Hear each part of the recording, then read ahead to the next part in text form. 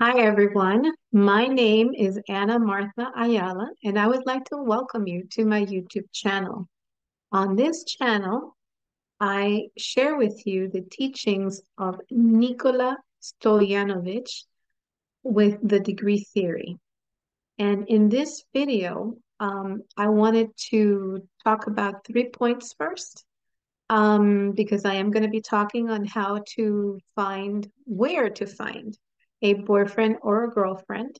But before I do that, I wanted to take this opportunity to say a big thank you to all of the viewers who watch my videos and who have spread the word and have helped this channel grow. I'm very grateful to you all, and I hope that you continue learning astrology with me. The second point, I wanted to thank all of the people that have ordered chart readings with me, and I'm very grateful that you have allowed me to help you understand your chart and your life a little better.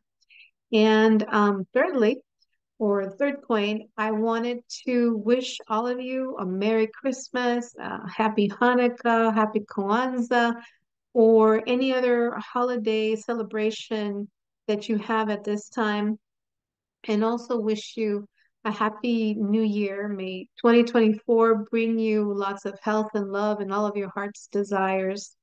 And as my gift to all of you, as I promised, I will tell you where to find a boyfriend or a girlfriend according to your natal chart. Now, of course, it comes with a lesson, mini astrology lesson. Um, the first thing I wanted to speak about, and here we go, is the difference between the fifth house and the seventh house. The fifth house in astrology rules true love. Why? Because it rules children, and that's the deepest, most sincere and innocent love there is. It rules romance. It rules your firstborn child. It rules vacations, creative projects, hobbies, things you do for fun. Also, love affairs, and sports that you do on an amateur basis, things that you like to do for fun. Like, your Sunday softball game with all your friends, or you get together and play volleyball and stuff like that. It rules amateur sports. So since we're talking about boyfriend and girlfriend, the type of relationship that is described by this house, this means that, one weekend you spend it at his place. The next weekend you spend it at her place. You go out, to the movies, dinner, you go on vacation. There can be intimacy, obviously. But at the end of the day, we each go to our different homes or apartments. We do not live day in and day out with this person. Okay. That is a boyfriend-girlfriend relationship according to astrology. So now I am going to describe what the seventh house rules. Now, the seventh house rules your first marriage partner. Now, in astrology, a marriage doesn't have to be with legal papers, okay? It is described as someone that you live together day in and day out, and you get to do all those exciting things together, like laundry, grocery shopping, chores, you argue about money, or maybe you even have a child together, and you don't necessarily have to have a legal document that says that you're married. For astrology, that means that you are married. Obviously, the seventh house also rules open enemies, trials in court, long-term business partners, business associates, even some friendships that, you've been friends for 20 years or since grade school, those friends that you keep basically a lifetime. Also falls into the seventh house. So I wish I could do a drum roll, but this video is about finding a boyfriend or a girlfriend. So how do you do that? Now, you look at Venus. Why Venus? Because Venus is the significator of love for everyone. Doesn't matter if you're a man, you look at Venus. Doesn't matter if you're a woman, you look at Venus. Because wherever Venus is located in that house, that's where you will find boyfriend or girlfriend. Okay? So here we go. If Venus is in your first house, this is the only placement that's difficult because this person will find you. Okay? You don't find them, they will find you. However, since the first house, um, that energy deals with the Aries energy, you can go to the gym because Aries is a very active sign, right? They like to work out. Sports events, competitions, anywhere where there's a competition, you will find Aries there because they love to compete. Um, Also, any military exhibitions, um, like I remember when the kids were younger, we used to take them to see the Blue Angels, those planes that do all those kind of acrobatic things in the air and stuff like that. Very cool. That's that type of energy that Aries has, or Venus in the first house. So if you have Venus in the second house, the natural ruler of the second house, oops, sorry, is Taurus. So you will find this person. Um, well, Taurus rules the five senses, right? You see, you hear, you smell, you touch, you taste. Um, so you can go to a bakery, sweet things, a restaurant, art exhibition, jewelry store, because Venus likes, Taurus likes expensive stuff. Um, so jewelry, perfumes, um, Tauruses like quality and they're willing to pay for, what they like. Wine tasting also. You can go to the bank because second house is money, or even a concert because of the singing. Taurus rules music, the singing, the vocal cords. Third house, or the energy of Gemini. You can find this person in your neighborhood, just in the neighborhood, supermarket, while you're walking, um, bike riding. Do bike riding, Gemini. Um, Bike riding, walking, running. You can go to a cell store, cell phone store, a car show. You can even meet them while you're getting your visa, your passport, driver's license, the Division of Motor Vehicles, um, a bookstore, a computer store, all of the energy that is ruled by Gemini. Short trips. You might take a short trip and then find somebody, casually strike up a conversation with them, and there you go. Fourth house, or Cancer energy. Your family may introduce you to someone, or maybe you meet this person at a family function. Could also be at a real estate office, like while you're touring the model homes. Maybe the person working there, you might hit it off with them. Or when you're renting a place to live, at a brewery, beer, a winery, a dairy barn, a home show, all of these places, you may be able to find someone there. If your Venus is in the fifth house or in the sign of Leo, you might meet this person at a high school event, or you might meet them while you're in high school. That also happens, right? Sports events, but sports events for fun, like a um, high school football game or a high school soccer game, something like that. At a theater, at a Broadway show, birthday parties as well, or a restaurant. If your Venus is in Virgo or in the sixth house, then you may meet somebody at a health food store because the sixth house rules of work and health. So you might meet them at a health food store, at a vitamin store, natural remedy store, at the doctor's.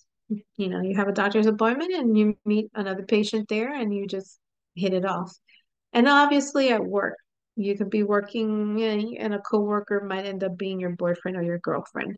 And at the farmer's market, Virgo rules markets.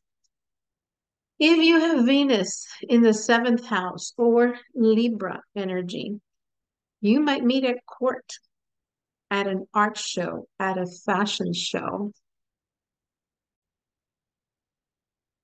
If you have Venus in Scorpio or in the eighth house, this one gets a little bit weird, but here goes. You can meet them at a funeral, at a wake, at an adult store, at a stock company, investment company like, Charles Schwab or TD Ameritrade, Merrill Lynch. And I'm not endorsing any of these people. I'm just telling you that these are the places where you can meet a boyfriend or a girlfriend. Um, a place that deals with other people's money, basically. And or you can meet them by a river because Scorpio rules rivers. So if you take a vacation that's close to a river, just hang out there, maybe you'll meet someone. If you have Venus in Sagittarius or in the ninth house, you might meet this person in a foreign country or at the university. When you're studying, you're going to college, you might actually meet someone while you're studying. You can take a tourist tour, like when you're on vacation, that you can take a tour and look at different places. So while traveling, you might meet a person at a tennis match because Sag rules tennis. And also places that have horses because horses are ruled by Sagittarius. So a racetrack, although that's really sad. I went to a racetrack once and what they do to those horses is pathetic. But it was for a photography class. Anyway, Venus in the 10th house or in Capricorn, of course, you're going to meet them at work.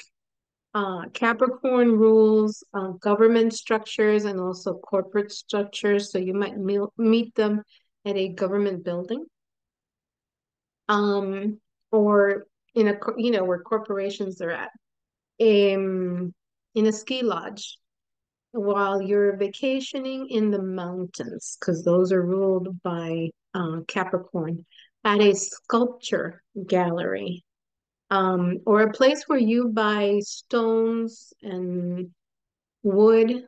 Like sometimes, not like Home Depot. Well, if you hang out at the where they have the tiles and stuff made of stones or wood, and the wood flooring, real wood and real stones, not this plastic stuff that they try to sell you these days. But that's ruled by Capricorn. Museums.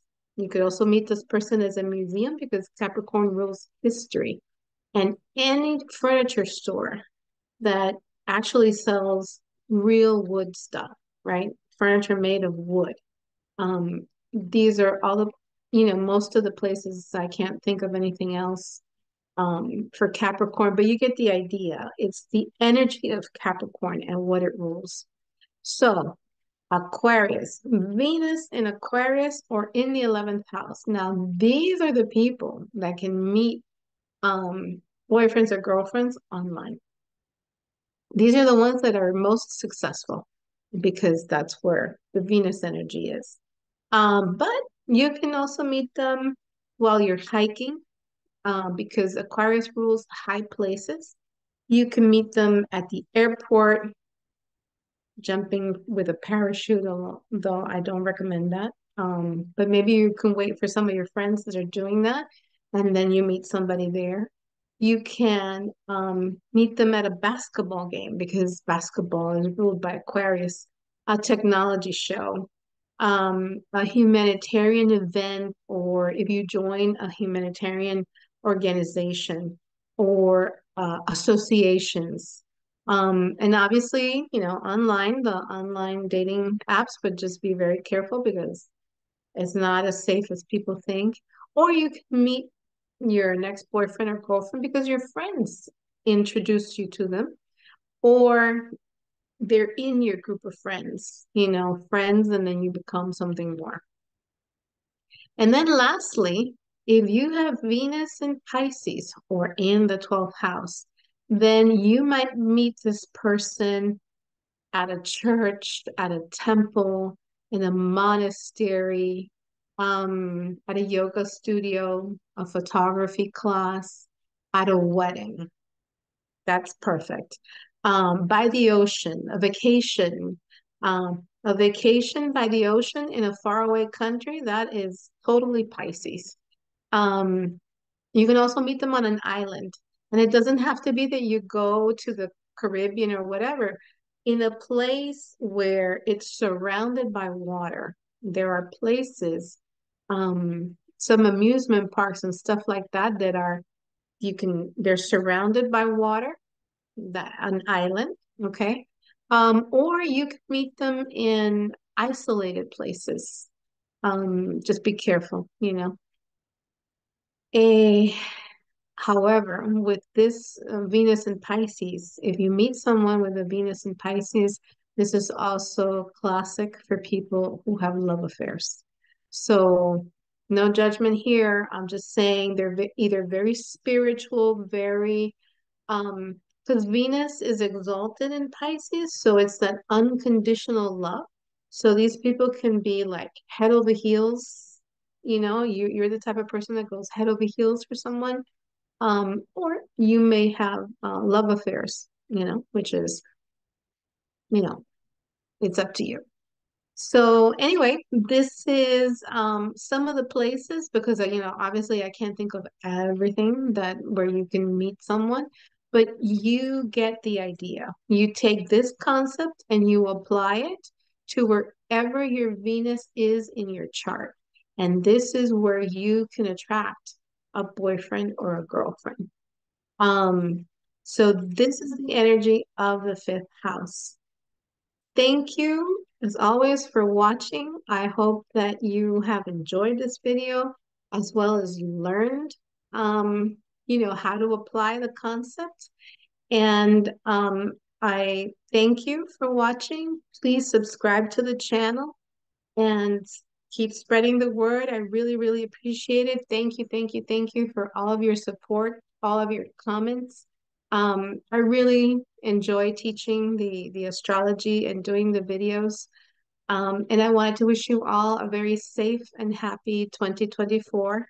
So I will be taking a break and I will see you next year. If you would like a chart reading, a natal chart reading with me, you can send me an email to amaastrology@aol.com.